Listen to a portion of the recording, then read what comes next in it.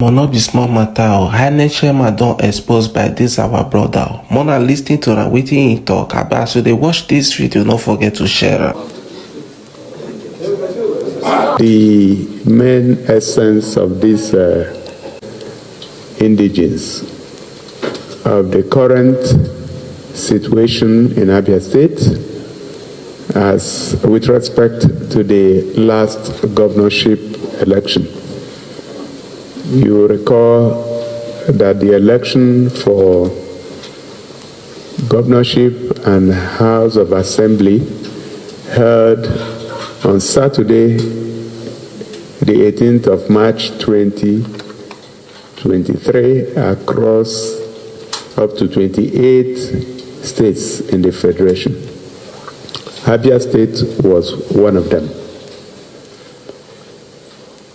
As I had indicated before the election in my press engagements, I had said that I had credible intelligence that the state government under the PDP was planning to unleash mayhem and violence in Abia State.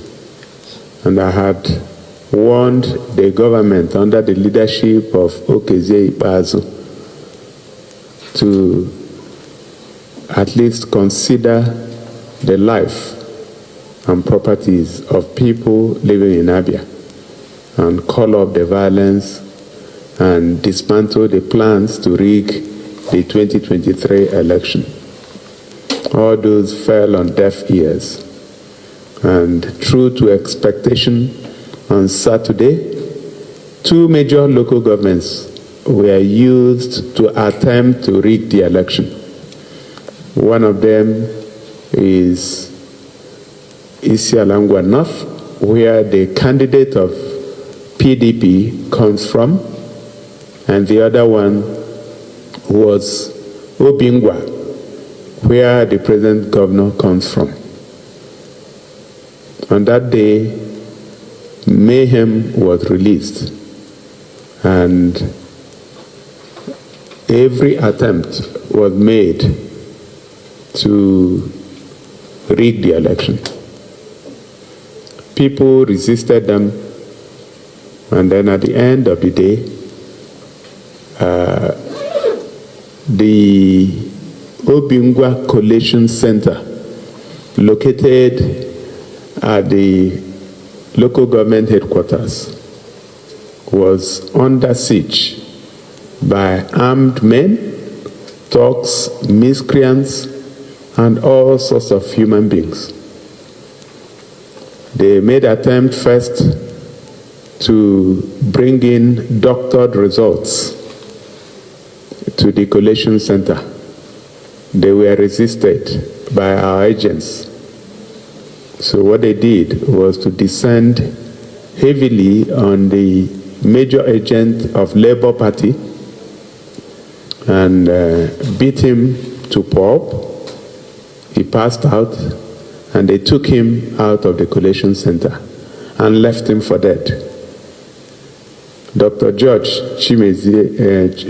Chidozie is his name, and he's a medical doctor. As we speak now, he's lying critically ill in a hospital in an undisclosed location in Abia State. So with that amount of violence unleashed, some of the people took cover and they took over the collation center. Along the line, they found that the INEC staff that worked there, particularly the returning officer or the collation officer and the EO and a few ICT staff of INEC, resisted them. So what they did was to hold them hostage for about 36 hours. While this was going on, the governor himself visited that collation center and left, meaning that it had his approval. At some point, the figures they were doctoring were changing because they weren't sure the number of votes with which we were leading. When they thought they had got the last figure, they wrote 86,000 for Obingwa and tried to push it in. The collation officer resisted them, and they said he was not going to live there until he signed. After staying there for a long time, he had to sign the document for his own safety. And then INEC security people moved them back to Umuahia. But before then, you know, like it's said, there is no perfect crime. They had released the House of Assembly results for the two constituencies for Obingwa and declared PDP candidates as winners. The total votes with which they were declared winners was just above 27,000. And the total accreditation was under 28,000. So if you make allowance for void votes and all that, you find that the accreditation was just about 28,000 or less than 28,000. So a few questions that Abia people are asking. If it is the same election, the accreditation held at the same time, and two ballot papers were given to those whose accreditation were successful, how would you justify 86,000 votes for the governorship and less than 28,000 votes for the two House of Assembly candidates that have been declared?